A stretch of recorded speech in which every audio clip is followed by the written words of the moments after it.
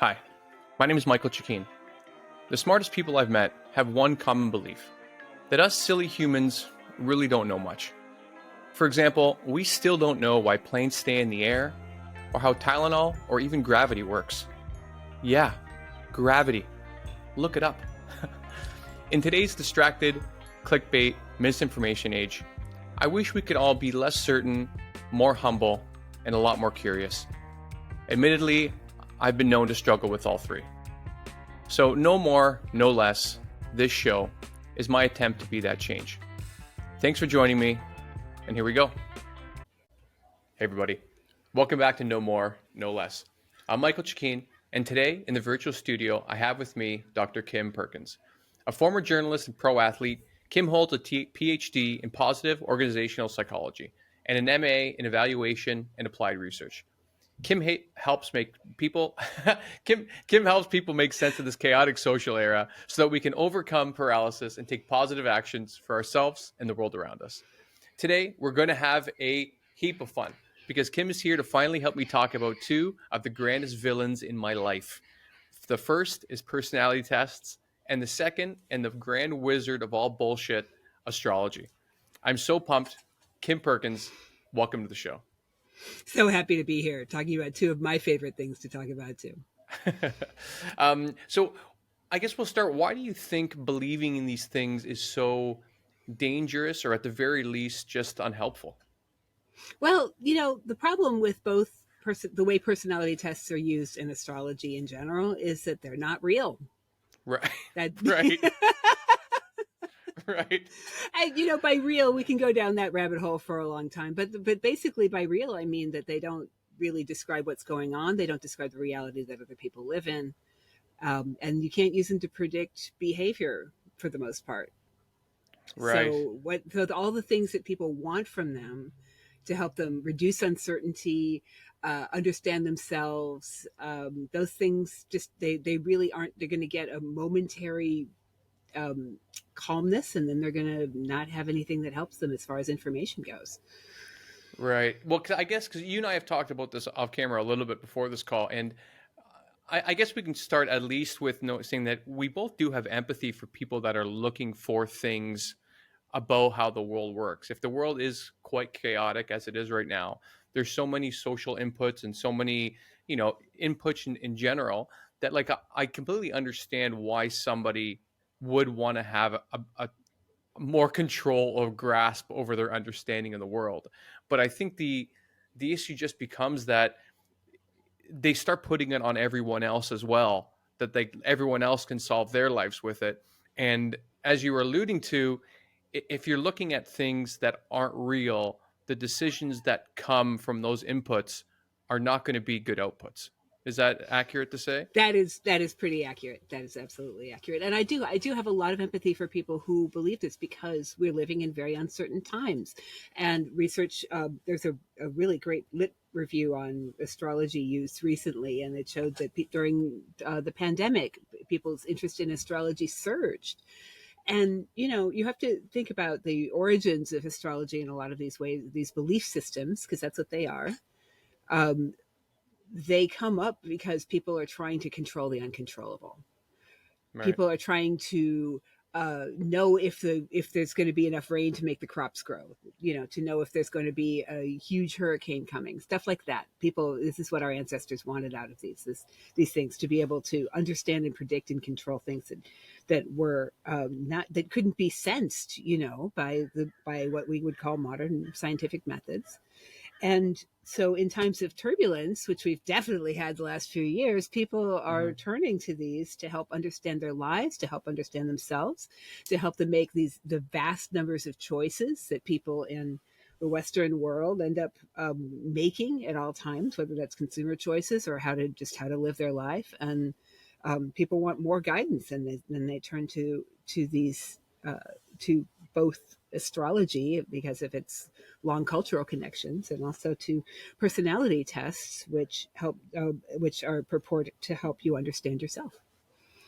Right. Yeah, because it seems like as more people, millennials, Gen Z, Zoomers, etc., are moving a little bit more away from religion, it seems like they're finding more of these quote unquote spiritual practices or astrology or tarot cards, um, to really try to understand what they think. And I don't know. I wish there was something that within this idea of a religion or something that we follow, there could in there just be this concept of randomness and chaos that we just have to embrace as a species. Because it seems like all of these things like astrology and religion, they're kind of like coddling people in this concept that like it's all going to be okay, there's a heaven afterwards, the stars are going to tell you what's going on, you can know exactly what you're Yeah. going to be. And I'm sure that does feel nice, but I don't know how you don't live your life being completely disappointed time after time after time again, looking into these things. It's a great point. So the one of the things that I've noticed is that and this for me goes for people who both do the MBTI and who do astrology. For example, Myers-Briggs person type indicator is that favorite bugaboo test, right? Right. Is that they have lots of explanations for why it didn't work out the way it sounds like it was going to work out, right? Oh my god. And so that is very much like a religion to me, right? So I mean, I've taken all the tests, right? So I'm a Scorpio with Libra rising. I'm an INTP. I'm Enneagram 4, Wing 5. I know all of these things, right? And they don't help at all in terms of what um, to really nail down who I am. I am much more than that, right? I'm much more than Right. my type. And I think that a lot of the harm that I find in these is that people really embrace these things as their identity and they limit themselves to that. So Mm, they say, well, I'm a Scorpio, I'll speak for myself, right? I don't want to throw anybody else under the bus, right? I'm a right. Scorpio, therefore I'm very passionate and very deep and I might be able to take on the idea of like I really into transformation, because that's like a point. I had an aunt who was an astrologer. That's why I know all this, right? Oh my So, god. Right.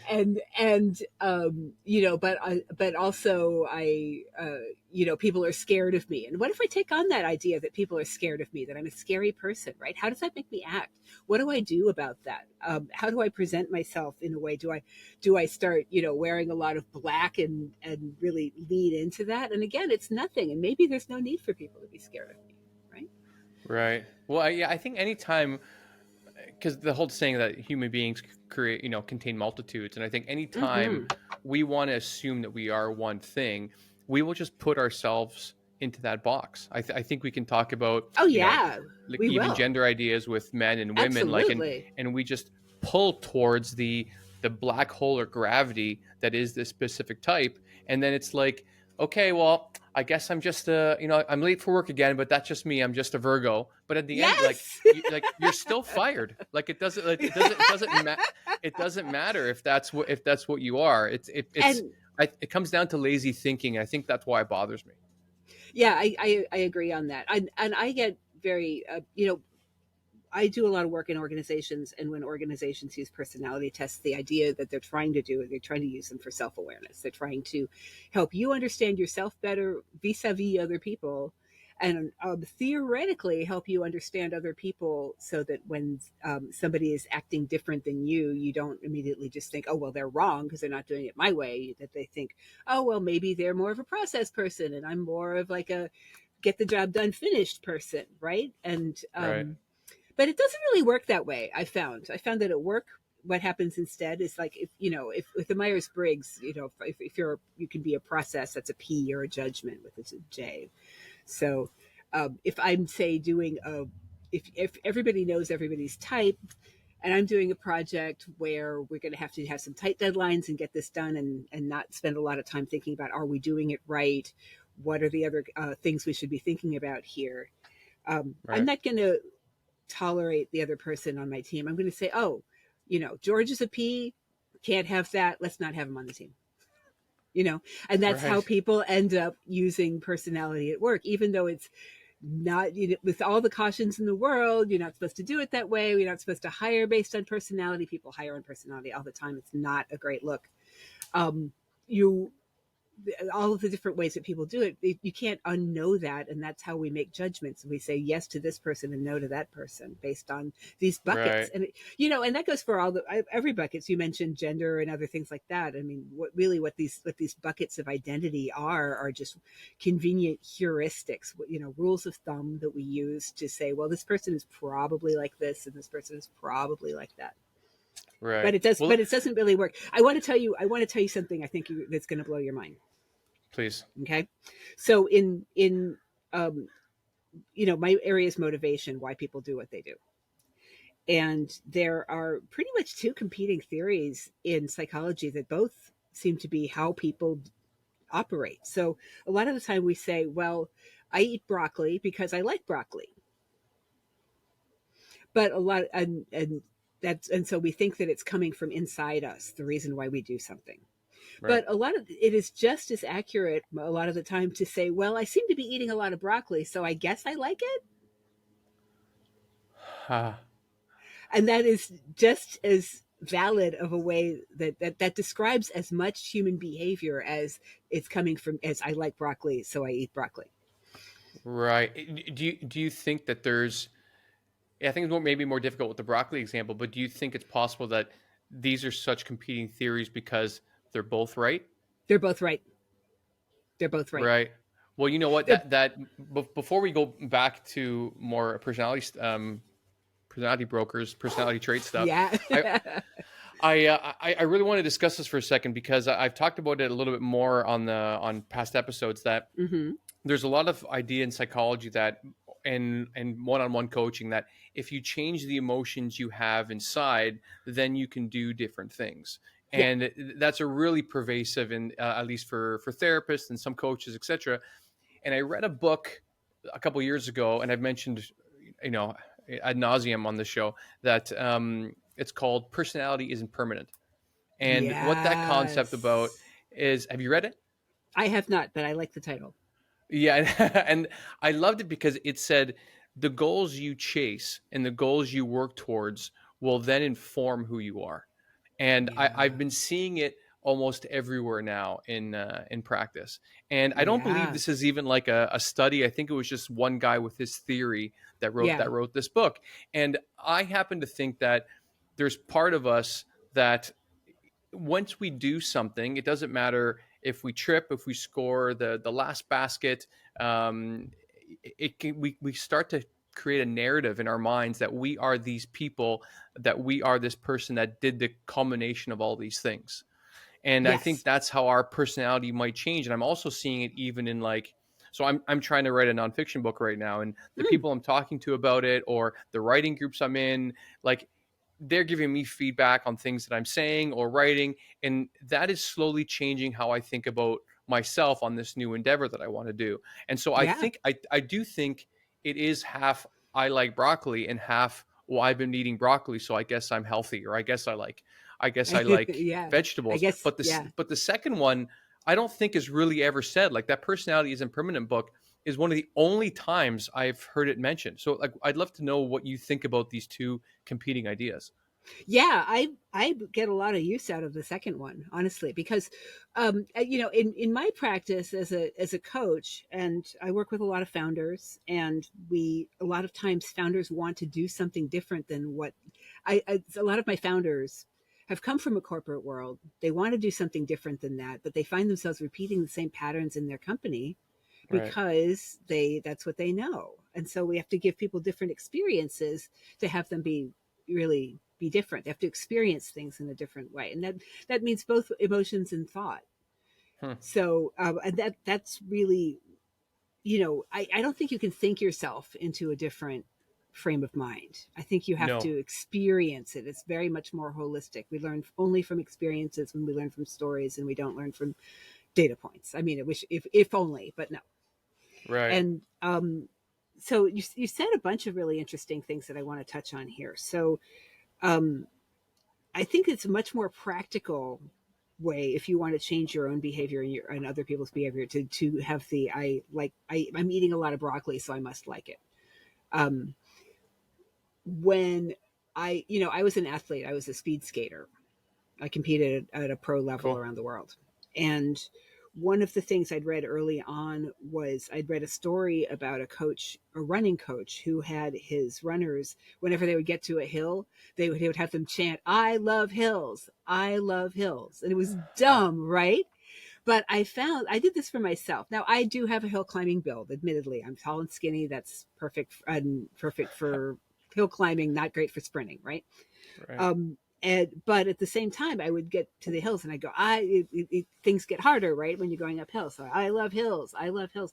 And pretty soon I did find that I began to love hills because I would come up with reasons why I loved hills. I'm like, wow, you know what? I can do this better than other people. I can smoke them on the hill. Ooh, look, there's a hill coming up. I get excited because this is my time to shine, right? Wow. And so pretty soon it's kind of like a positive cycle that you can get going by and I think this is what, for example, affirmations are supposed to do. One of the things that, processes that we see in how people work is that if you give them a proposition that they want to believe, they'll come up with reasons why that is the case. Okay. And that kind of grounds and connects all of these things, right? You have to actually believe it enough. It has to be a plausible proposition to you. And that's where a lot of affirmations go wrong. I mean, we're really off topic here, but this is fun to talk about. And Yeah. I'm literally writing down, like, I love writing. I love writing. Because it feels like fucking brain surgery every time I sit down. Like, writing is hard, isn't it? like It like really is. the topic is bigger than myself. Like the outline is a bit of a mess. Like every time Yes. the data collection is like, maybe I can talk to you about this after after this interview. But like, if that works, I'm in. Like I'll do a rain dance or a writing dance if I have to every single day. I'll just quickly give you the tip that has allowed me to finish my dissertation, which had gotten really, really, really stuck. Gimme. Okay. After every sentence, I had to retrain my brain because I was hating this so much, because I was having so much self-judgment. And academic writing is not like beautiful writing, right? So I'm not getting the aesthetic hit that is what I want from writing. I'm in academic writing, you're making a fortress, right? It has to be unassailable, even if it's really boring, right? Right. So none of this was fun. And so what I did was, every time I wrote a sentence, I would do a little dance in my chair. And it didn't have to be a good sentence. Leadership is very important. Woo-hoo, yeah! Right? And in this way, I got to celebrate the cursor moving forward and get less hung up on the judgment. And pretty soon I had a dissertation. That is tremendous. Okay, yeah, I'm gonna go back to what we were here for, but that you might have just made this process so much easier for me. So thank you. My gosh. Let's get back to personality tests, because you mentioned the MTBI, the MBTI, the Myers-Briggs type indicator, and that is the really big one. So I'd love for you to describe like where it's used right now and why it's so important in our culture. But then I'd love for you to tell us how it was created, because it is ridiculous. It is ridiculous. Okay, so the Myers-Briggs type indicator comes from some students of Jung, and these were not trained psychologists, by the way, who basically just wanted to make something useful for their own use, and they came up with these 4 types based on looking around at their friends and people. So in other words, it's a good story. It's a really good story, and good stories tend to stick more than good data. I'm gonna say. So it divides people into 16 types based on 4 continua. So you could be introverted or extroverted. That's the I or the E in the type. You can be intuitive or sensing. That's the N versus the S. You can be thinking versus feeling. So that's the T and the F. And then you can be judgment versus process, which is do you like to close things out, or do you like to keep things going and make sure you're doing it right? Right. So people, that yields like 4 letters. I'm an INT. I'm a P or a J. I don't know. I test both ways. But honestly, I've taken this in the context of work several times, and I test differently each time depending on what I think the company wants from me, which is another problem with personality tests, right? Right. And regardless, Because you're not a P or a J. You're either I'm not both a or P or a J. neither. Yeah, Right. yeah, So, I'm not. right. Nor, I always test introvert, but I'm actually very extroverted. I love to talk, as you can see. But what, Right. you Well, know, there, you and know what? For one second, it's really funny how people. You mentioned those four letters. How yeah. how attached to those letters people get. Like Oh my I God. I I met a guy once, like super nice guy, but like I still see like Facebook stuff that like he's because I think he coaches entrepreneurs as well. He's always saying that like, oh, I like this thing. I'm in this city. It's a very INPJ thing to do, Uh, and like he's completely attached himself to those four letters. That like I get it. If it works for you, I think that's great. But I find it like very absurd. it is absurd because that's one of the weird things about humans is that if you give us a label, we will like take that. I was last night doing Right. something with the Sierra Club here in Southern California, a very woo place. I just want to say that, Right. and I was remembering how when I was doing Sierra Club training, we were group 5. And so group 5 had a thing about group 6, right? And so it's like you can form groups over anything at all. Oh And my we were god. basically like everybody was pretty much in the same boat. There was no difference between group 5 and group 6, right? Right. So, Right. but people get very attached to these things, and they're not really based on anything. The data there's no data, like no data. I want to be really clear, no data that supports the idea that the Myers-Briggs test is predictive of behavior. Just because you test as an ENTJ doesn't mean that we can tell anything about how you will behave or because of that. And it doesn't even mean that you will test that way again. So if you're really Hmm. into your type, it might be aspirational for you. It might be like the type that you feel like you ought to be. And so that's what you're trying to be. And that's when you'll see the behavior that is consistent with that. And when you're not consistent with that, you'll either kind of ignore it or go, well, I didn't quite hit the mark that time. Right. Well, I think that's why this idea of archetypes, personality tests Mm-hmm. kind of bug me because I think it really like it's not like we're animals living in the same forest all the time, so all of our inputs are going to be the same. There's a tree, there's a predator, there's the Yeah, weather. Like we're human beings, and there's much so more many complicated. different environments that we live in, and there's so many different ideas of status depending where you are. Like Yeah, if you're a the best baseball player on a team, you might be the more dominant person on that team or have more status, but maybe you're also like a elementary school janitor during the day. So like absolutely. it's not saying that like all of these things are just trying to, like you said, control for variables that people can't understand. Because I want to say a little bit more about how it was created, because you said it was two people that aren't psychologists, but not Mm-hmm. even that. It was like a mother daughter duo, Yeah, yeah. like two Christian women who were Mm-hmm. just, I Yeah, think, trying to figure out, and to their credit, like trying to figure out the world around them. And the mother was basically in love with the ideas of Carl Jung. And so she was basically just extrapolating from Carl Jung's ideas of archetypes into her very homogenous Christian community. And now this personality test is in so many Fortune 500 companies. yeah. Like, why are humans this silly? Like, I don't get it. I have had I've worked with people in psychology who are big fans of this in practice. Because there's a big difference between theory and practice. Right. I have a foot in both camps, and who will explain to me endlessly why this happened, even though their Myers-Briggs type is like this. And I'm like, Occam's razor, guys. If it's not Right. describing behavior, maybe it's not describing behavior. Right. Oh my god, that's so funny. You're like, well, hold on. Why is this rain jacket not protecting me from rain? Like it says it would on the package, and you're like, man, I can see the Oh, holes well, but in your it's jacket. yeah, but it's the wrong kind of rain. It would Right. totally do that. If it was a different kind of rain, it would absolutely work. So. Oh, that is tremendous.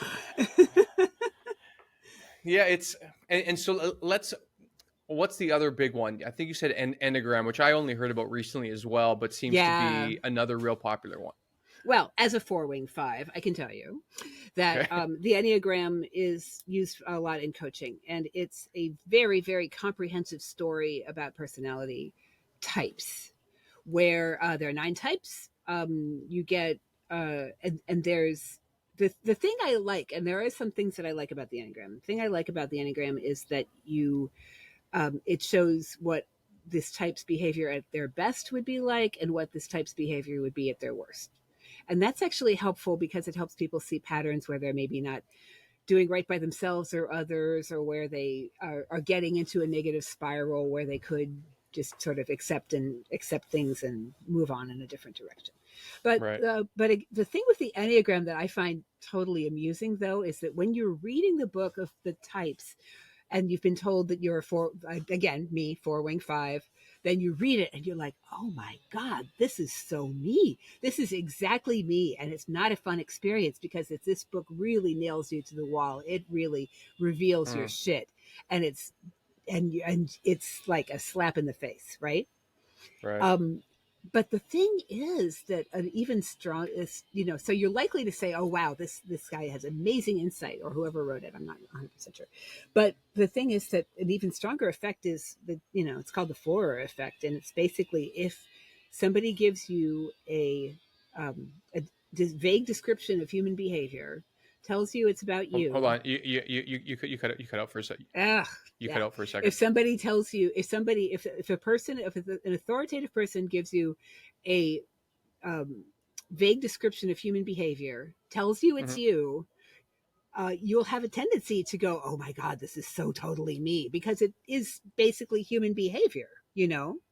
Right. So this was done. The professor who did this handed out vague descriptions like from the astrology section. I think he actually used astrology for this to hand out Okay. to his class, and handed out everybody the exact same paragraph saying, well, you have sometimes you're like this and sometimes you're like this, and you have these concerns and doubts, but also you're really excited about the things you're excited about. I mean, vague, right? Hmm. And everybody got the same one, and everybody said, oh wow, this is exactly how I am, right?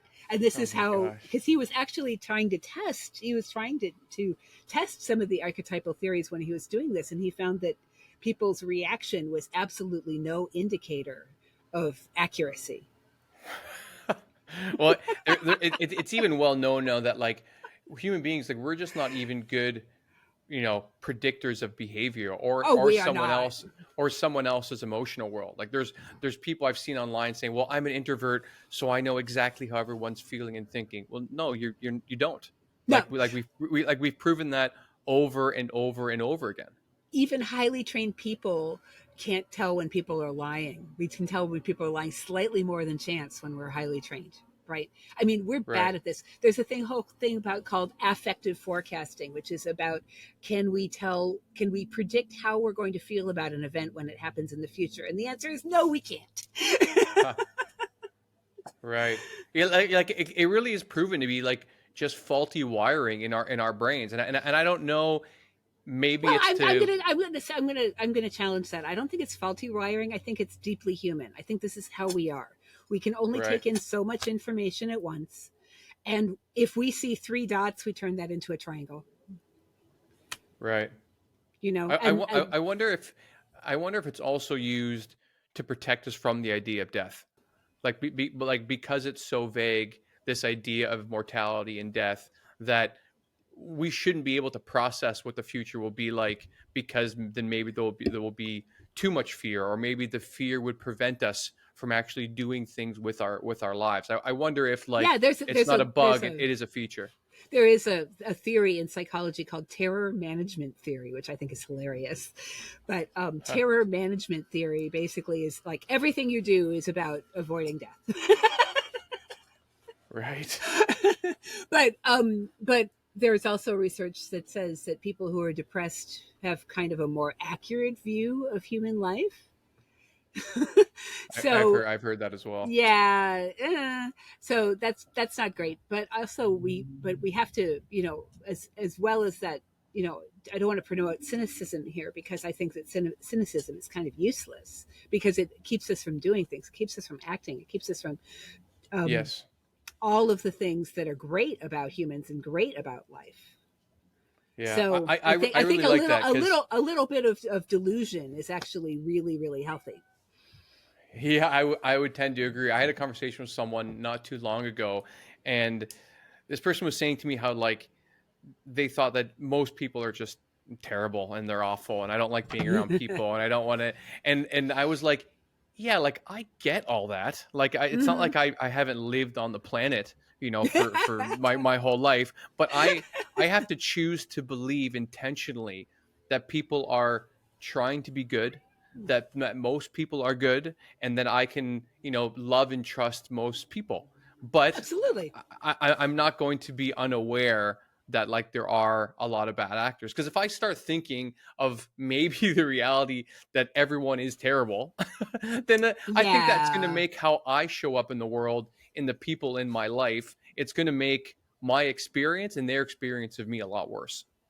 Absolutely. Absolutely. Absolutely. And that's why we have to decide to approach it positively. And There's a quote from nihilism is for teenagers. I mean, you really can't be an adult and deal with that. So right. Well, because there's I'm going to probably butcher it. There's a quote from one of my favorite movies called Midnight in Paris, and mm, the person who's portraying Gertrude Stein says, the protagonist, she says, "Well, I think it's not the artist's I think it's not the artist's journey to something like complain about life. It's the artist's purpose to find an antidote to the suffering." yes, yes, beautiful. I love that. And And and I destroyed it. The first part was probably way better, but but to wrap that around to what we were talking about in the beginning, so much of people's interest in astrology, interest in personality tests and things like this, these is to reduce uncertainty, because people would rather live in a orderly, if evil, world than they would in an uncertain and possibly neutral to good world. right, to reduce that fear or Yeah, that terror, if you will. of Well, then I guess chaos. Yeah. before we move on from anagram, what do you think is, like, aside from someone telling you what you are and you following it, what do you think is the dangerous part about the anagram, about telling someone all these kind of fake but true bad things about them?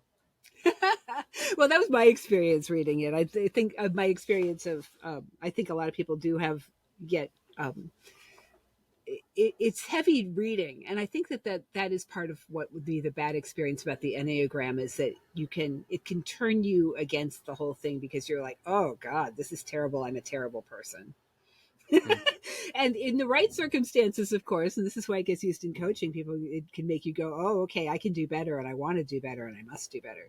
But and in coaching, as you know, it's often useful to have something that will kind of slap you upside the head and get your attention. That's where, in organization work, I usually use 360s for that, because that's people actually talking about what other people are thinking of them, rather than doing personality tests or something like that. What are Right. 360s?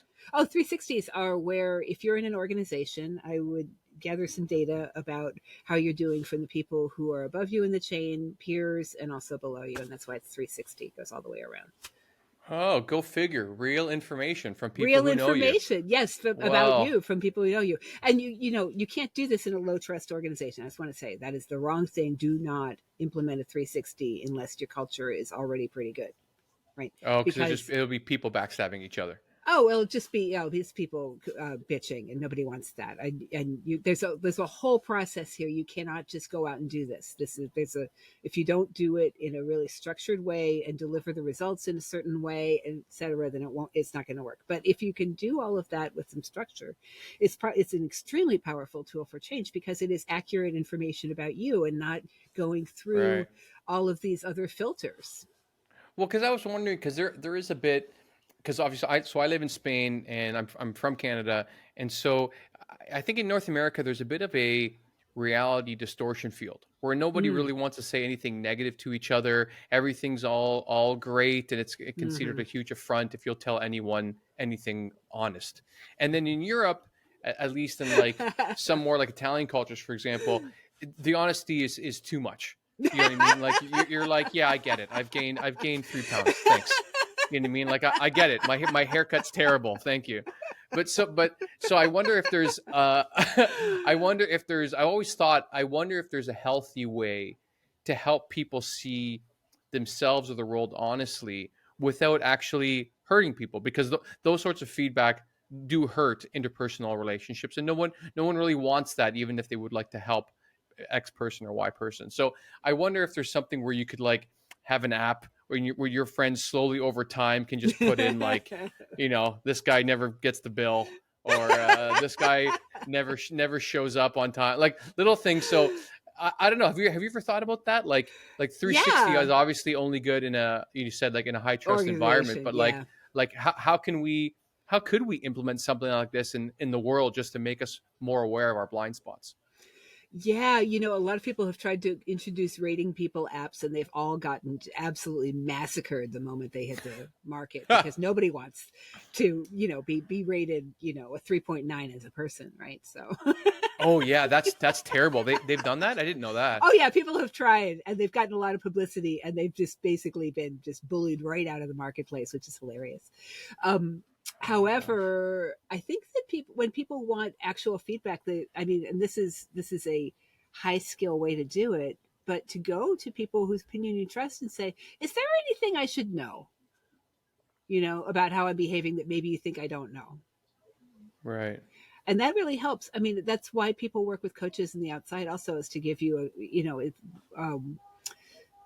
what people often call a critical friend, meaning somebody who's there for your development, who doesn't have a stake in your behavior, because that's Yeah. important, and who, no skin in the game, so that you can feel like you can trust them. But isn't And psychology a little bit like traditional psychotherapy? Isn't it kind of against that? Isn't it more like asking questions and waiting for the person to magically solve the problem in which their brain might be creating? Like it's not very prescriptive. I've heard it's from not some friends. a lot. There are many different modalities, but there's a lot of the current way of doing things is not super prescriptive, and that's why I think if you want really targeted, challenging information, you have to go ask people. So Right. psychotherapists, it's really funny. I was in a writing class a while back, and somebody was doing a fiction project, and they had a psychologist in there, and they wanted me to do a reality check on it. And it was hilarious because it was like a 1940s kind of psychologist, right? It's from Okay. the movies where they were saying, you are this type, and then people like this, they were trying to really nail them to the wall in some way, like a little butterfly. And it's like, that's not how people are operating these days. Pretty much Right. it's going to be very self-led, because psychologists are very concerned about, there's a lot of things they call demand characteristics, or transference and countertransference, where the relationship can take on ways of shaping people in ways that can not great, right? So very Okay. careful about not um, over leading people to somewhere that the psychologist thinks they ought to go, right? Right. Well, it's funny. A good friend of mine is a trauma psychologist Yeah, in Canada, and anytime I have these ideas, or I read about something astrology, yeah, I kind of send her a note to say like, hey, what do you think of this? yeah. And we were once talking about something in her life, and she was telling me advice that her therapist was giving to her, and I was like, is it just me, or does she just sound like a shitty friend Yeah, giving you bad advice? yeah. And she was It's like, easy. she's like, yeah, sometimes I have to push back on her. Like, Yeah, so yeah. I Well, also, I mean, besides there being a million modalities, it's also a million different, humans that are doing this, and right, humans do not just carry out modalities; they have relationships. right, So in my field, we really try. It's hard, because in my training as a coach, and we the idea is to not give advice, to help lead people to the answers, and that's coaching more. I can't speak for therapy. I'm not a trained therapist, hmm but what in practice, though, people are like, look, you're the doctor of psychology. Why don't you just tell me what I ought to do yeah, here? yeah. Like, I don't get And like, that's what they because really want. So I think it's like what we were talking about earlier. Like there's this bit of like emotion and awareness that you need to drive potentially new behavior. But Yeah. the other part is like you have to go and do it. So if someone's not telling you like, no, like don't stop dating these people, or Yeah. stop doing that, stop saying that thing to your kids. Like Yeah. if they're not told that, I don't know how they get from the problematic mindset that's creating those poor interpersonal dynamics to all Yeah. of a sudden the next day just being like, oh, I should not make that comment to my daughter No, it's anymore. not going Like to it, work. I mean, people do things for reasons. They're not always what we would call logical reasons, but right. it's very deeply psychological. If you start to understand that all humans are working from incomplete information, we didn't talk about projective tests. We didn't talk about tarot cards in this, but like tarot cards are like Rorschach tests. The idea is that you see a picture and you sort of project something onto it, and it's kind of useful, honestly, because it helps you talk about things that but you're not really No. ready to totally deal with. Yes, I'm All actually right. all right. All right, I'm You kind know of a what? fan, This but is I actually like wanted the right. hold I on. wanted This is like the third time. No, this is the second time yeah. this week. I had an interview and that I was just I thought was going to be like super one thing, and then at the end I'm like, fuck. Now I need to rethink this. I think you might have got me on tarot cards. Let's see, Oh yeah, yeah. I'm gonna tell you how I view them, and then Okay. I would love you to try to change my opinion on that. All right. So because I've always lumped it in with astrology. Yeah. I think it's people taking these cards like the death, the whatever, and I've always looked at people that are afraid to make decisions for themselves, and so they are always looking for third party guidance into what is going on. And Yes. isn't it just the same in which, let's say the tarot card brings up something that leads you in a certain direction, Hmm. isn't it possible that these directions could be unhelpful and just good if they're lucky, and when we wouldn't be better off either speaking to a friend that knows us or just thinking about it ourselves and trusting ourselves to make decisions? Like, where do you think tarot cards aren't as disastrous as astrology? Okay. So, if I'm going to talk about tarot cards, I'm going to talk about the Rorschach test. So we all have heard of the Okay. Rorschach test, right? Because we've heard of like there's been characters named after that, and that's where they show you some ambiguous blobs, and you tell me what you got here, right? Right. And that is a really quick and easy way of accessing what's kind of going on in your subconscious. We all have subconsciouses. That's not like a myth. So a Mhm. lot of that's what I say. A lot of Freudian stuff. We kind of know that's not how it works, but it makes Right. sense to still talk about a subconscious. Okay. Um, so what with tarot cards, when it's done well, when it's not like the person going, I have a special connection to the what's beyond the veil, and I will interpret this like with the spiritual messages and all that, right? Because there's no magic to tarot cards. They're Rorschach tests. Right. They are images that have a lot of potential interpretations, and however you interpret them is however you interpret them. Then that can be a way into the subconscious Hmm. so that you can kind of see what's going on. Because again, you're the one creating the story, not the cards.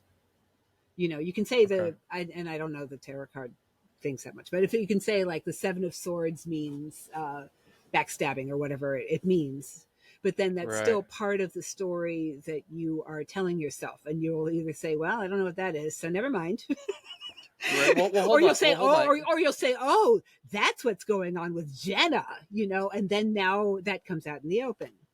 Right. Well, but couldn't it be, because again we do contain multitudes? Yeah. Couldn't like drawing a bad card just play on one side of you or the other? Whereas if you could have a friend to be like, no, like Jenna's intention was this, Yeah. and she's not trying to or whatever, and that's dealing with reality. Whereas Yes. if you happen to think Jenna's a bitch, and then you get this Seven of Swords, you're like, I knew it. That Yeah, bitch was exactly. talking to she was talking But to Brad behind my back. So like, so where is it helpful? well, it could be how it depends on how you take it. If you take it as I am feeling like Jenna's been backstabbing me, as opposed to fact Jenna's been backstabbing me, then Right. you can explore what's actually going on and why you're feeling that way and what might be that and see if there's any beef with Jenna that you can fix. I think you're being quite generous because you have more of like a skeptical lens. So I think you're I do. taking how well, clearly, yeah, yeah. But I think you're taking tarot in a I, really pragmatic way, as whereas well, like yeah. those things don't really come with instructions. They don't I come with think instructions, and people take it it. will just exploit how I people are. I will give you the wooest example. I was at Burning Man, as Californians are wont to be, and and I was waiting in line for coffee, and there was a guy doing tarot, and I was like, "What the hell?" Right? So I did. This Right. was while I was still in grad school, and I was like, "How's it going to go with my dissertation?" Was my question.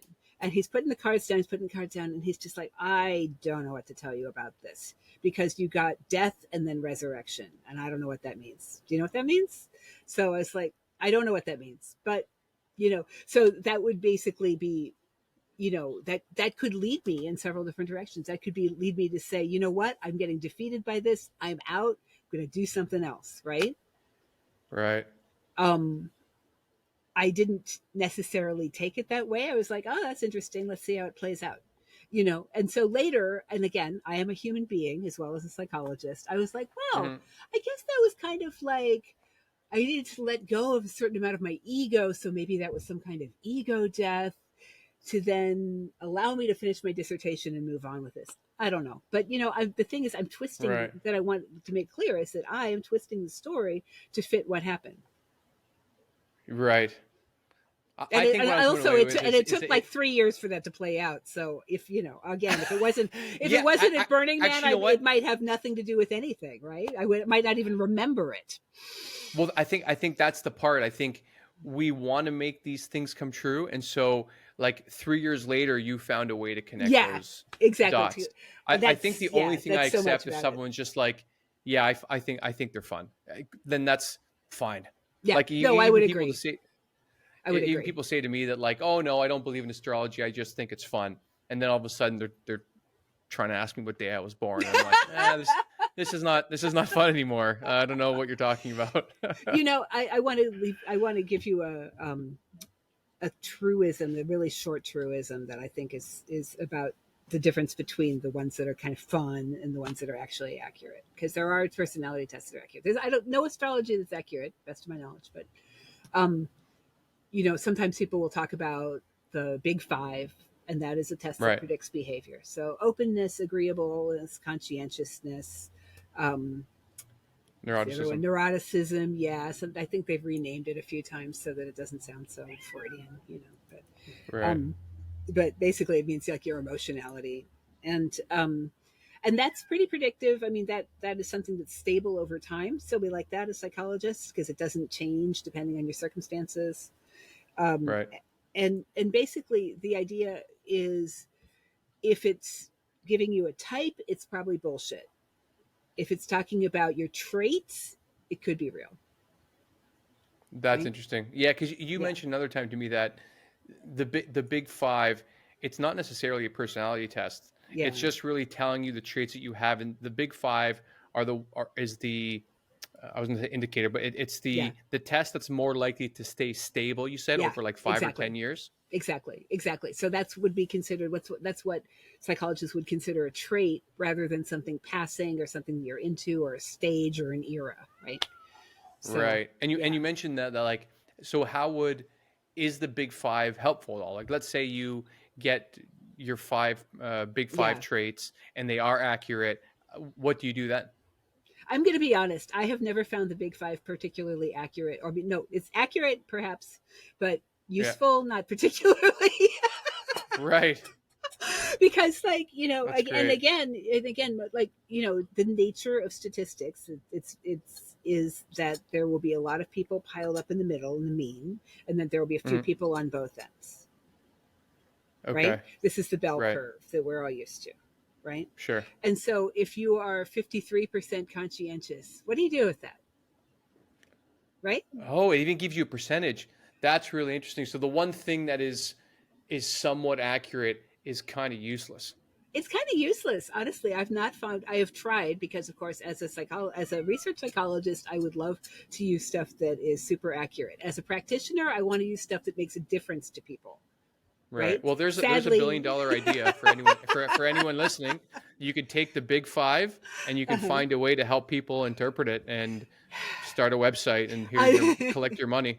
On an individual basis, that would be amazing. Now on the group basis, again, it really works. So when Facebook got in trouble about 10-15 years ago for allowing Cambridge Analytica to gather personality data on the Facebook users without their knowledge, to do research Hmm. without their knowledge, which is not something we're okay with in this era.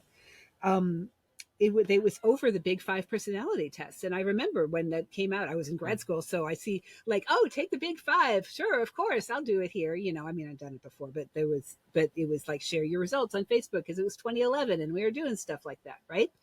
Right. And that was what Cambridge Analytica did with that was sell that data to people who are trying to get people elected, to people who are trying to sell people cars, because across groups that actually works. So those relative types are meaningful, but on the individual level, they're just not really very helpful. Right. Yeah, it's so interesting. So I guess like to before we get into astrology, I guess like what is the takeaway from people that really like these personality tests? Like what would you recommend to them to do to be able to kind of navigate things better, be it their lives, their work, or whatever the case may be? Is there something that you think is more helpful? They're made to build self-awareness, and that's what a lot of people are trying to do, is to say, I am this, not that. You're not, because you're capable of all kinds of things that you don't even know about. And especially if Right. you are in, and I do not mean to patronize, but if you are in your 20s, there's a whole lot more of life that you have not been exposed to yet and that you haven't experienced. We are not done finished creatures when we're 25, right? The Right. journey goes on, and the things that you think about yourself in your 20s, your teens and 20s, are not the way you're going to think about yourself in your 30s and 40s. and Right. and so just being able to think of yourself as not as a foregone conclusion, shall we say, that this is what Hmm. you are growing into, this is the statue out of the marble, but that you are able to grow and change and do what you want to do in various ways that you haven't even thought about yet. I love that. Yeah, because life is so complex and it is very difficult to navigate. And so, Yeah. like, I get when someone's looking for something. I think if we're able to sift through this information, Hmm. and hold on, do you want to? She's attacking something. Yes, she's climbing up the side of my thing here. Okay. She does Yeah, not like being. She does not like being shut out. she is pure background Sorry. music for the chat. Sorry, she is very pissed off about being locked out. She's like, feed me. Yeah, so because that idea of like just attaching yourself at like 20 years old to any of the indicators, I think Hmm. is really sad, because that's the time that we should be attaching ourselves to experimenting and making different decisions and learning and learning and learning. But if we're always just assuming we are one way, Yeah. man, it just closes such a giant door to who we can become as human beings. Well put. Exactly the case. And so being able, so I would say what I would love to see people do is learn to lean in and trust that uncertainty. You know, a lot of times Right. when I find people who are very into astrology, they'll also talk about being called to do something, right? Like, I don't know why I'm doing this, but I'm doing it. And you know, trust that. You don't need to make it so that it's some supernatural force asking you to do this. Maybe you just want to move to Santa Monica, right? Maybe Right. it's just that. Maybe you're not being called by God to move to Santa Monica. Maybe you just want to do it. Right. Yeah. Maybe you're just trying to get away from your folks. Maybe that's it. Maybe you're just trying to Yeah, move away because where you're yeah, from sucks. yeah. Exactly. Like, There's a million reasons, and so yeah, just what it's okay what to not want to live in the Yukon. That's yeah. fine. Yeah, so you're being called. Okay, so that means you have a deep desire to do this. So go do it. Big deal. Go do it. Right. Well, we've talked a while about personality tests, and we really have to Hmm. dive into astrology, because this thing, honestly, it's the bane of my existence, and And so I'd really love for us to pounce on this while we can. Yes. So the thing that I'll give you a second. Yes, go ahead. So the thing I find is, again, to go back to, I really get why people use these things. Like people are lost. They want to know more about themselves. They want to know how to solve themselves. They want to know how Yeah. to figure themselves out and the world and all of these things. And that's completely human. Yeah. I think the issue I come upon with astrology is in some ways similar to the issue I have with, religion and people that are super religious. Because I don't care what religion you are. Like if you want to, pray in the park, be in a church, do what you want, great, live your life like that. I think when it starts to become an imposition for how people make decisions, and they want to put that on me, that I should follow this way, that this thing is a real thing, Mhm. or if I notice that it's hurting the people that are following it, that's when I get really really bothered. In astrology, I've seen it come up in so many different ways where, like, I'll have a conversation and someone will ask me my sign. I'll make a little joke and I'll say, I'm just not into it. I don't think it, I just Yeah. don't think it's a real thing. Yeah. But then these people won't stop pushing that astrology button on me. It's like they have to tell me when Mercury is rising, that, oh, see, that's a Leo trait. And I just, like, give it up. So, like, I would love to really start taking swings at astrology. Yeah. Yeah. That's going So to be hard in casual conversation, to be honest. yeah, yeah. So maybe give me the rundown for why you think it's so nonsensical, or let's call it baseless. Baseless with astrology, you mean? Y- Yeah, Well, I mean, I feel like I'm explaining things at a basic level. I'm preaching to the choir here, but we right, have no mechanism. So in psychology, we're really big on mechanisms. That's a scientific approach. If the stars are affecting our behavior, how exactly is that happening? right, And nobody can really answer that. The answer is always, well, it just kind of does. and right. and so if you can tell me how it is that having the sun on the horizon when I was born gives me certain personality traits, then I'll start to look at it. Right. Yeah, because I've had a couple people that, again, I try to opt out of the conversation on astrology, and they want to keep pushing it, that I've had at least two people in my face be like, well, the moon affects the oceans, doesn't it?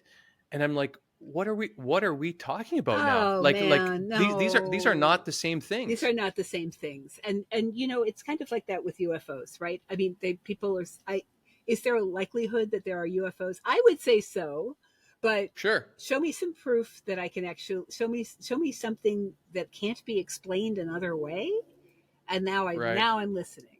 So if you show Right. me something with astrology that can't be explained another way, then okay, I will. You've got my attention. Um, Right. but I'm wondering if in conversation there's a way to sort of turn it back on them. Of like, what I've noticed you bringing this up a lot. Why is it so? What makes this so appealing and important to you? As a way of Oh, that's great. questioning in a way that is connective rather than pushing away. Yeah, and I would really love that, because I'm Yeah, never trying to push away. I'm always trying yeah, to just not have that conversation and pretend like I think this is a real thing. Like I don't think that's good to do either. yeah, But I really love that as an engagement question, to be like, you seem really into this. Why do you find it so yeah. credible or important? Yeah, exactly. And because I think that people who like astrology also like to feel connected to the universe, There's that kind of Hmm. that is that in the Bible it comes out as like as above, so below, right? Right. I actually really like that saying, because I even use it in thinking of, like, as within, so without, as in, like, how we Yeah, treat ourselves is going to be how we treat other people, and I right. love that concept. Yes, how you do one thing is how you do everything. Exactly. And Right. so what, which is not exactly true. I just want to say it's kind of not. But but we like to feel that connection. I always talk about when I was younger, I learned the concept of the planets are kind of analogous to your arm length. So like here's the sun by the end of your finger, and then your first knuckle is where Mercury is, and the second knuckle is where Venus is, and the third knuckle is where the Earth is, and then you get to the planets on out up to your shoulder. And I always thought that was such a cool concept. But it isn't really true. It doesn't work out mathematically in any possible way. And also, how could it? We all have different, arm lengths. I have longer arms for my size than other people. That would be enough to Right. throw it off by millions of miles. It can't possibly be true. But we love that idea that we are, I mean, scientifically, we are all carbon life forms. Have we are Right. connected to the universe in some way, and we love that idea of being connected to the universe, and that we can read something over here and have that be a picture of what's going on over there, right? We love Right. that. It makes us feel really it makes things feel important, and people need a lot of meaning. They need a lot more meaning than they're getting from the culture. We used to have in Right. in our indigenous cultures was where we were just drenched in meaning all the time. Everything that happened was connected, and we missed that. We don't have that now. um Right. I think that's Well, I another think, and part we why people become love this. one. I think we become even less connected because even just economic class, social class, Yeah, and all these yeah. different statuses, I think it definitely removes us. Like Hmm. if you have a class that has so much access and money and freedom and all these things, and then you have a lower class that has their time poor, Hmm. their dollar poor, and all Yeah. of these things, well, then the things you start to value begin to have like a gigantic chasm between you, to the Hmm. point that you start seeing reality fundamentally differently, which I think a lot Yeah, would say is what's happening in the US right now. I would agree. And so I think if you have, yeah, I think if you have more people that are on similar socioeconomic levels, right? Like it's not, I don't think anyone would say communism, socialism is a good idea, but putting them in to make a more responsible, adaptive capitalist system, Hmm. I think would Yeah. have more of a balance where people have the same reality at least. So when they're making decisions about their future, they're not completely on different sides of the solar system. Sure, absolutely. People really there's a famous neuroeconomics experiment that I love that was asking people if, and so say, this is if would you rather make $100,000 a year while everybody around you is making 80,000, or would you rather make $120,000 a year while everybody around you is making 140,000, Right. right? And That's most really interesting. people will choose, they would rather make less money overall, but be better off compared to their people around them, Okay. right? That's yeah. Sorry, I thought it was the other way. Yeah, yeah. Yeah. That totally makes sense because even price wise, you would think if everyone's Hmm. making more, then things are going to be more expensive. Like all of these thought experiments or Hmm. surveys, I find really interesting. Yeah, But yeah. to head back to the stars for a second, Hmm. I guess why, like, I don't know. I think again, people do want more credibility and reductive thinking to think that they can understand the universe, Yeah. which we really can't. But like, how do you think thinking about astrology and using astrology every day again is hurting a lot of people, or is it similarly the way that we fault ourselves with the personality tests? I think it's very human. I don't think all these belief systems are going to be things that we use to reduce uncertainty and feel more connected. And that's the realm of religion. I mean, that's what religion does, is kind of give you a sense of deeper alignment and meaning in things, even if it's a story that you're making up.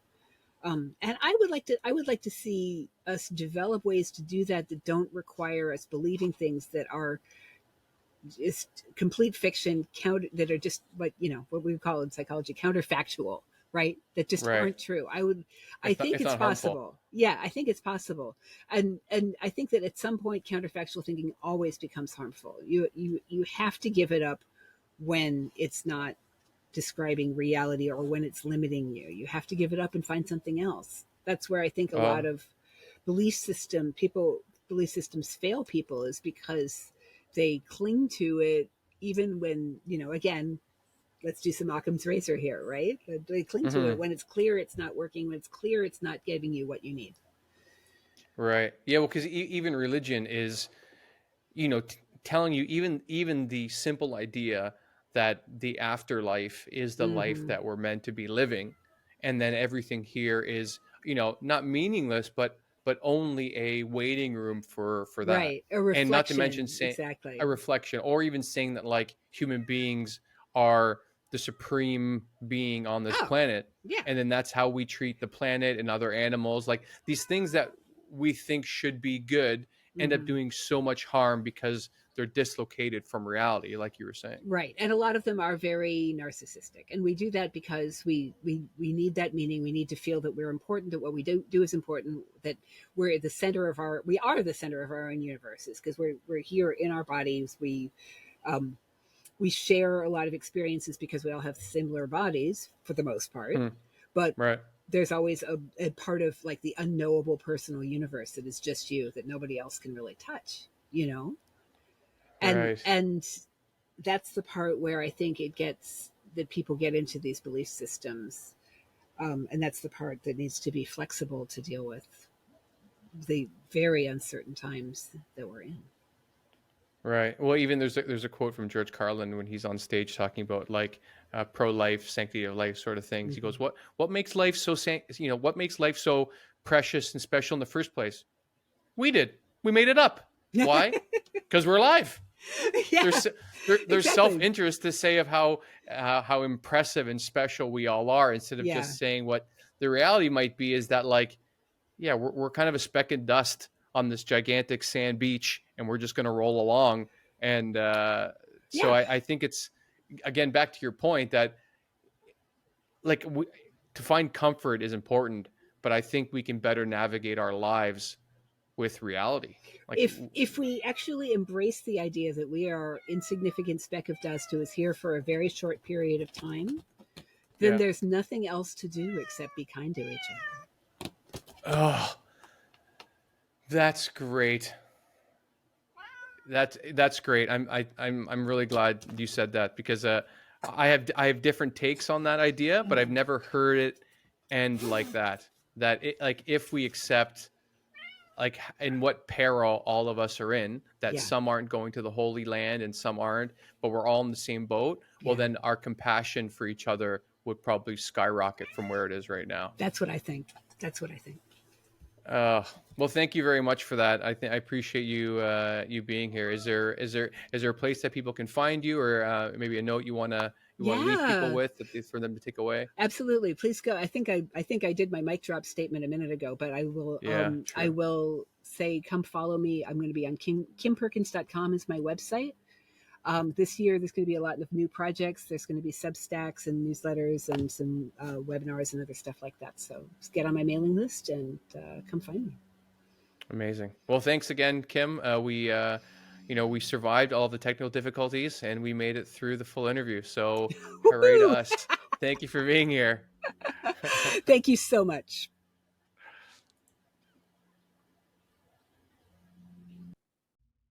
So, thanks for listening to No More, No Less.